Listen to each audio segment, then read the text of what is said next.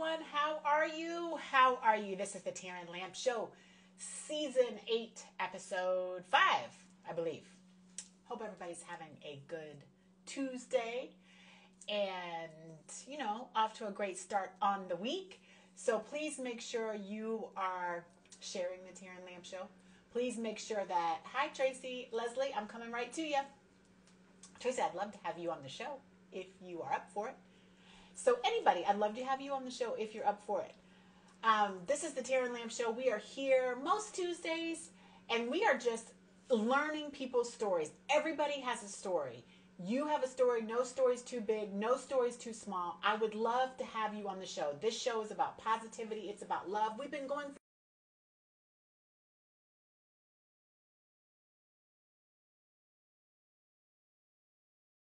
so I think I got paused. 3 years we've been going strong. It'll be 3 years in May. I would love to have you on the show. We are now on YouTube at I Am Taryn Lamp and Apple Podcast at the Taryn Lamp Show. And again, every week we have a different person coming on, sharing their story, sharing their journey. No story is too big. No story is too small. It's about connecting. It's about love. It's about positive energy. So if you have a story, I would love to have you on the show. If you know someone who has a story, I would love to have them on the show as well. So let me get my guest on here, Miss Leslie. How are you? Are you there? Leslie? Let's see. Yeah. Oh, there you are. Hi. How are you? I'm good. How are you? Good. Let me turn the volume up a little bit. My volume. I think my volume. I need to turn it up. Okay. Can you hear me better? Okay. And oh, yeah. I can hear you much better. Good. Okay. So thank you, everyone, for joining me. Again, this is the Taryn Lamp Show. I truly appreciate it. Please make sure you're liking, following, sharing, subscribing. Hit follow. And then we are on, this episode is going to be on YouTube. So Leslie's episode is going to be on YouTube, but it's also going to be on the Taryn Lamp Show on Apple Podcasts. So you can listen and you can watch and you can do all those things multiple times. So Leslie, first of all, your Chiefs won. yes, they did. It was so exciting. Oh my God. I think I'm still on cloud 9 about it. What a game. And, the Eagles are pretty amazing. What a wonderful team. I think both of these teams could be back again next year. There we go. There's a prediction. We shall see. It was a great game. It was a great game.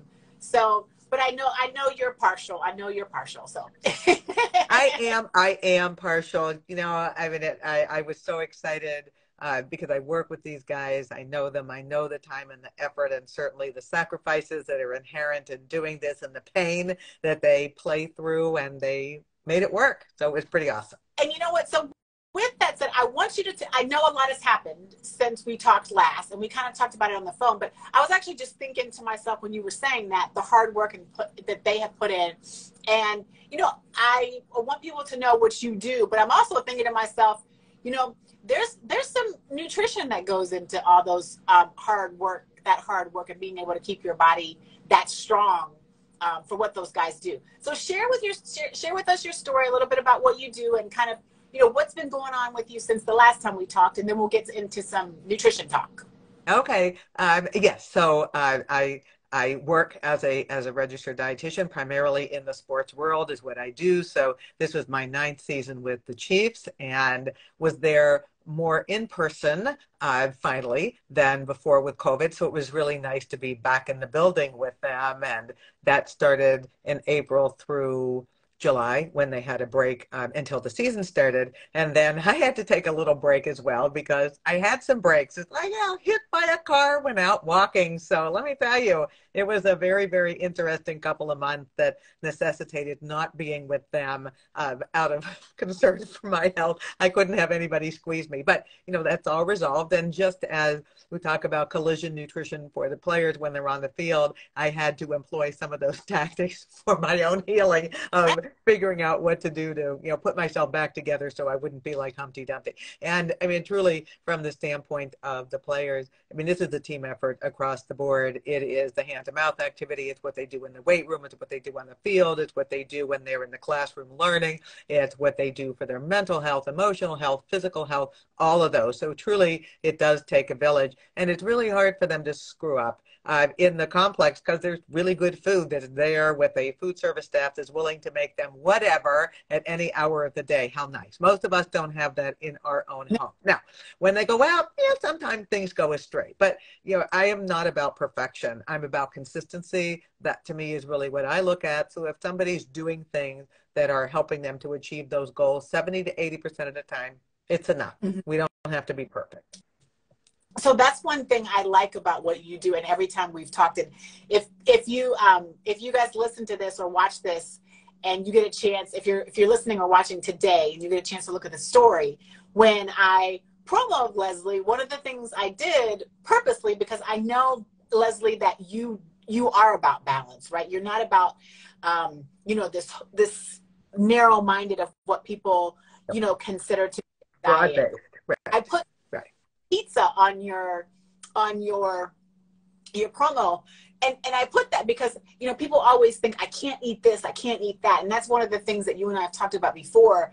Is it's not about what you know what I mean, this narrow focus. It's about, look, what you said, consistency.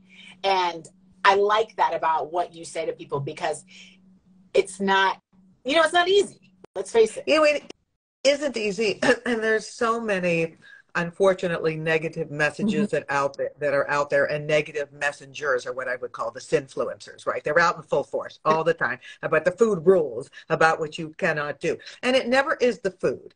Pizza is not causing people to do terrible things with their eating, nor is pasta, nor is ice cream. It's an inert object. And it doesn't magically find its way to the mouth. We make the decision about what we do. It's never about the food. It's about the thoughts that surround that. When we start with the judging stuff, when we start with the food blaming and that whole litany of negativity, just start that cascade and then we're done. So we don't even want to go there.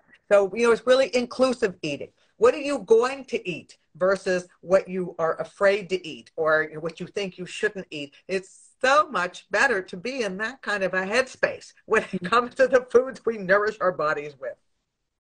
Yeah, I think that's a good headspace to be in, because we can get trapped in the other one, very, very easily. And like I said, I purposely put those fun, and I even put a burger on there. I put those fun things. Not that you can have a burger, you're not saying go out and have have a burger every day, all day, but you are saying, be consistent with it. And I want to talk a little bit about, let me ask you, when I think about, okay, there's the players, and then I think about you healing, did you change anything about what you did, or what maybe are some things people can say? Because I had to do some of my own healing, and when you're healing, I feel like you need a little bit different type of maybe diet or type of nutrition, or do you? When I think about what you went through, which makes me hurt thinking about it. Did you change anything? And so when the body's been subject to a trauma, whether it's an internal trauma, whether it is, an accident, whatever it is I think sometimes, and especially for people that are physically active, it's really hard to deal with that. No, now I can't be active. And I have so many of my clients that will say, or they have, an injury that they need to recover from. Oh, well, I'll stop eating. It's like, no. Because when your body is in that state of trauma, actually your needs are higher. The body is really working overtime to try to heal. And so we want to capitalize on those items that help the body to heal. That means, number one, having enough protein consistently throughout the day. I mean, that's important for the healing. In my case, it was a Humpty Dumpty bone, so a fractured bone that needed to heal. So knowing that, that was going to be a critical component of each and every eating occasion. Number two, oftentimes when people have had injuries in particular, that comes with pain and discomfort. And so to not be so reliant on medications and those types of things is, are there foods? Now, that being said, anti-inflammatory foods are not as powerful or effective as the medication. So it's like, okay, what degree of pain can we all tolerate? But nonetheless, is thinking about the role that some of the anti-inflammatory foods, such as cherries and berries and pomegranate and beets all have to play in suppressing the enzymes that cause inflammation. Yeah, that's important because, then we're providing the substrate of the protein to help the healing, and we're lessening the discomfort. It's both of those things together. And, a lot of times when people are recovering from injury, it's, oh, I won't eat any carbs. Well, that's also a critical component of the healing process. So the goal is not take all the carbohydrates and throw them away. The goal is we might change the look of the plate a little bit, and maybe it's more produce on the plate with a little more protein and a little less carbs, but we don't have to throw the rice, the pasta, the potato, the bread, or the cereal out. Absolutely, we don't want to do that. Yeah, I think that's an important component of everybody's, at some point we're all healing, right? I mean, most of us probably don't go through life without a little injury or two. And I think it's important to know what, we need to do during that healing process, because to your point, your body may need a little bit more nutrients than you had anticipated. And it's also important to make sure you know what that nutrient is for your body. And I recently, I had surgery myself, and I was thinking, that's one of the things I did was like think to I could almost feel, Leslie, like my body taking in the food. I don't know. I could just feel my body saying, okay, you need some stuff, you need some protein. I'm really bad with getting in protein. So it was almost as if my body was like, yay, Our bodies are really a lot smarter than we give them credit for. And although they can be incredibly resilient, they reach their breaking point. Literally, it's like, okay, now we're going to have a different agenda, and this is the way it's going to go. And here's the script from now on. And, we really want to work in conjunction with our body. We don't want to be the adversary when it comes to our own self-health. And so, and that doesn't mean huge amounts of things, but it does mean, what does my body really need? What is that checklist right now, or my healing plate, so to speak, is typically the way that I'll frame that. And so is that something specifically that you help people with, is kind of getting their like healing plate? I like that word. I like that term. And I like that you said work with your body. We're not working against our bodies, right? To make it do something it doesn't do. And we are trying to like align ourselves with what goes in our mouth and what our body needs. That's what I hear you saying. Like, right. I mean, it's brain and gut connection. So, everybody really needs to be on the same page. And that's why this whole judgy thing needs to go away. It's like, stop with that. It's no. It's, the inclusive eating. What am I going to include every day? And if there's value added to some of those things, bravo, because I'm trying to address a particular underlying health concern, or I'm trying to heal from an injury, or I'm trying to optimize my body. I mean, whatever it is, there can be different reasons, but those are outcomes. Now, we're really concerned with eating about the process. So what am I going to put into place to make that happen? You've said it a couple of times, this judgy culture of food. It's terrible. It's terrible. And it's just constant, right? And we see it all over the media. And even when people go to the grocery store and feel incredibly guilty, I better buy organic jelly beans for Easter. No, we don't really need to do that. Or, I shouldn't eat carbs because they're better. I shouldn't have gluten, or I shouldn't have this, or I'm a terrible person because I do. And there's a lot of diets that pretty much, that's what they preach, like Whole30. If you're not doing that plan, shame on you. There's no margin for error. Life is all about errors, isn't it? I mean, really, let's think about every single day and the opportunity for something to go wrong. It could, or maybe not. We just can't do everything to the letter all the time because life interferes, and our eating better be flexible enough to accommodate that. Yeah, and I feel like sometimes, we put that on ourselves, to be that strict. And then if I don't want to use the fail word, but I can't think of anything else right now. If we don't do it, or we're judging ourselves based on a past fail, right? Like, I failed because I had ice cream today, or I failed because whatever, like you said, I had carbs today. And it's all over, everywhere you look, everywhere you turn. And I always tell people, because I do personal training and I don't do the nutrition that you do, but people ask me all the time, what about this plan? What about that plan? What about this plan? And I always tell people, I'm like, you know what? I don't know about all the plans all the time, but I know that you have to do what works for your body. You can, you know, if you, to your point, stick to one thing for the next year and you don't make a mistake, you are one heck of a person. Because I don't know anybody out there that's not, you know, so whatever works for you, you know, do the best you can with what you're given, right? Because if you get in that punishment phase, and I hear people say it, oh, they'll say, T, oh, I had a burger yesterday, and I'm like, I'm pretty sure it's okay. Yeah. I mean, we have to derail that walk of shame. Yeah. I mean, truly, we do. There's no reason for it. And I think especially for the women that are listening right now, Yes, if you really think about this, is if we're going to go buy shoes, I mean, that's one of my vices. You know, I'll spend a lot, you know, I think everybody should spend a lot more time picking out that perfect pair of black shoes. We spend more time doing that. Oh, I'll just eat whatever. Scrutinize. Be selective. Really think about what you want to get from the food. Does it taste good? Is it within your budget? Does it make you feel satisfied? Is it balanced? And if the answer to any of those questions is no, walk away, because that is not the right plan for you. It just isn't in the short term, and it isn't in the long term. What are some things people should be looking out for when they're picking their choices? Okay, so first of all is beware the testimonials, all right? Because let me tell you, celebs really don't know to know about eating. They don't. Anything that promises a quick fix, it isn't quick. You know, when we're looking at trying to optimize physique, this does not happen overnight. We don't wave a wand. We don't snap a finger. Bodies don't automatically change. That happens over a period of time. If it is a plan that restricts entire groups of food, there's no reason for this. So you can't have dairy, you can't have grain, you can't have fruit. It's like, what are you going to have? Air? I mean, you really think about that. When the list of no is 3 times as long as the list of yes, Okay. that should be another one to walk away from.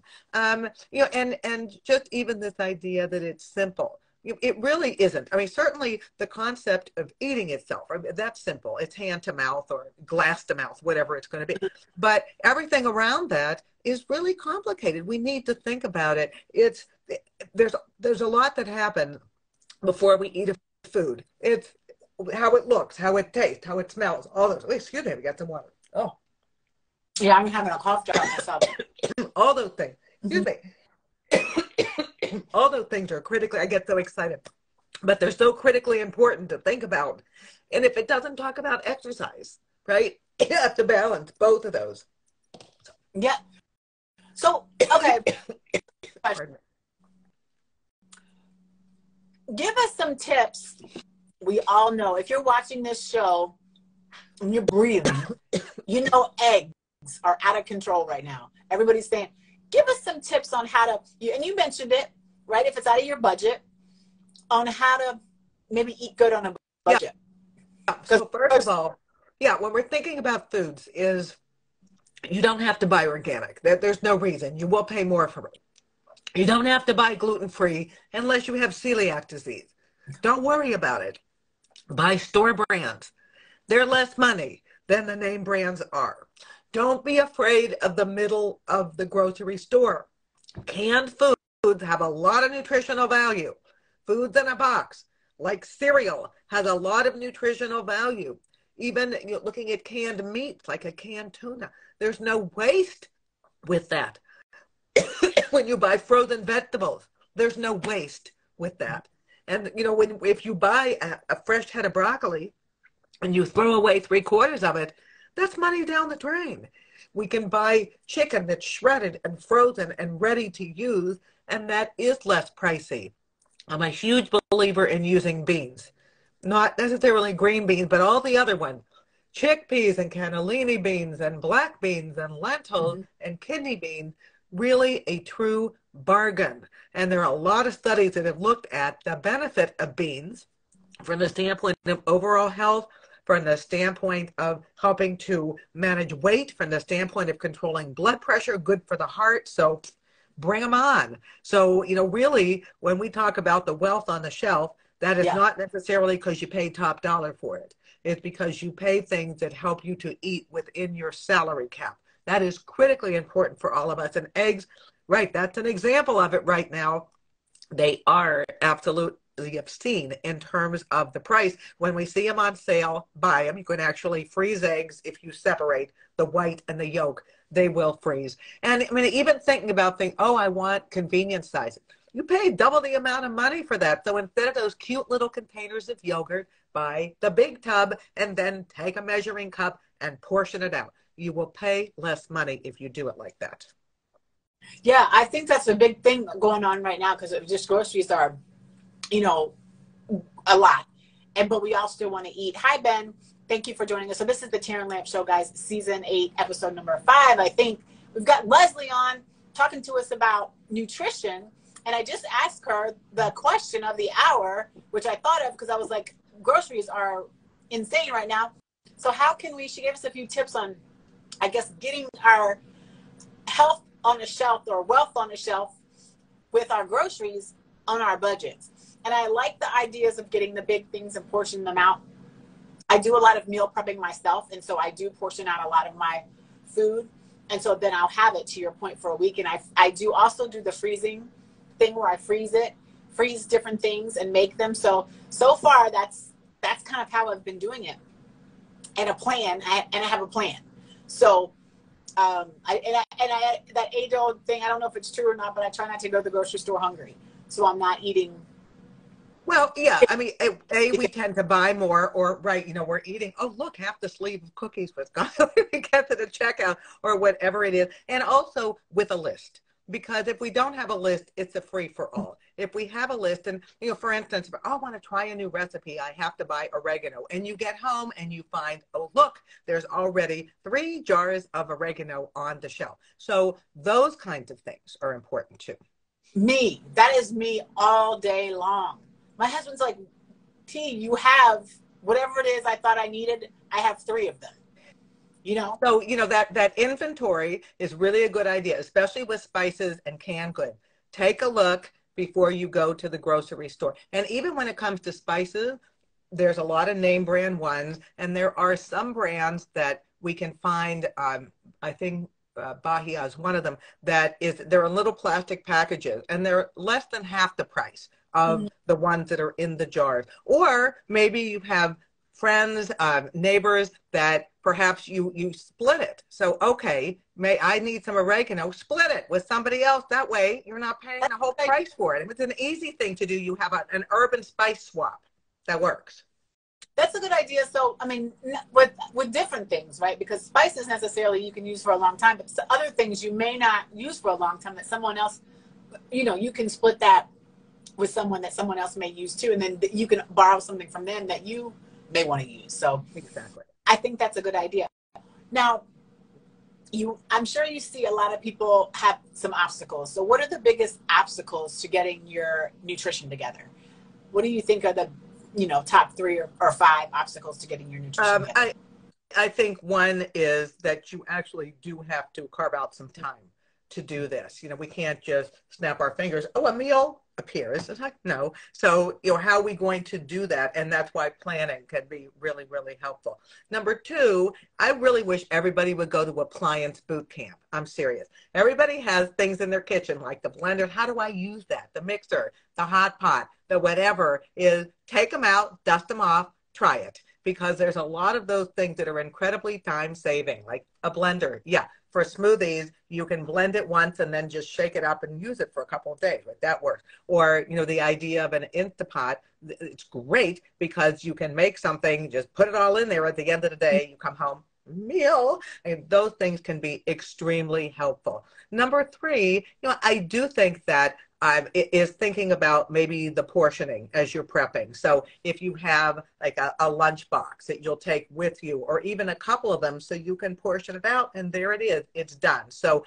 make once, enjoy more than once. Or like, for instance, even something like ground meat. So that could be a hamburger, but it also could be Spanish rice. It could be tacos. It could be a meat sauce. So you can do, or you could be a sloppy Joe. So you can do 4 things out of that one time that you make it. It's the gift that keeps on giving. And that way you don't have to be in the kitchen all the time. Yeah.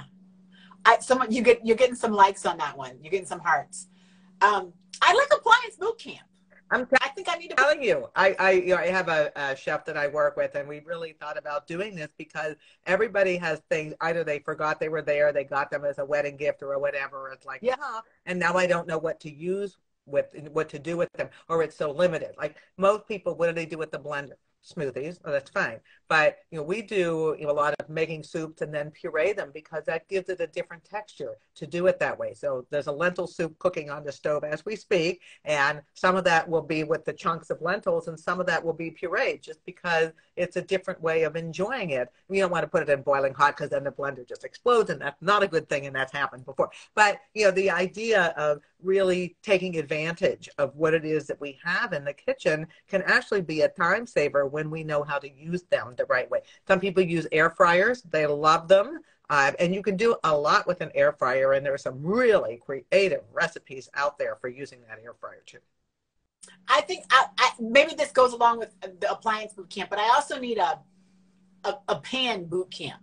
Like all these pots and pans I have, what are some of the other things I could be doing with them, right? Like I'm sure like my muffin pans, I mean, the only thing that I put in them is muffins. But I did try doing, like, for instance, I did the little egg bites in the muffin pans. But I'm sure there's other things that I have in my pan situation that I could do more things with than like for instance, like a tuna or salmon or even chicken croquette is to make them that way. Or even if it's not necessarily an egg bite, for those that don't want to eat eggs right now, is saying, I'm mixing vegetables up. And, I'm going to use like even like an egg substitute. Sometimes they're actually a little less money right now, just egg and some of those things to hold it together. Or this is what sometimes people do with aquafaba, which is the liquid in a can of beans. You whip it up and you use that to replace the egg, and that can hold together like spinach and pepper and zucchini, and then you make these little veggie muffins. I mean, you can buy those in the frozen section and they're very expensive,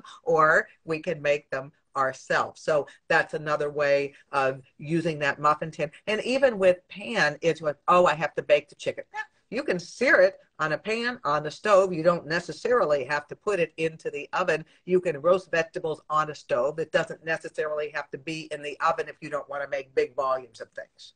Yeah, I'm gonna. So I think I'm gonna hold you to that appliance boot camp thing. I'm back to that.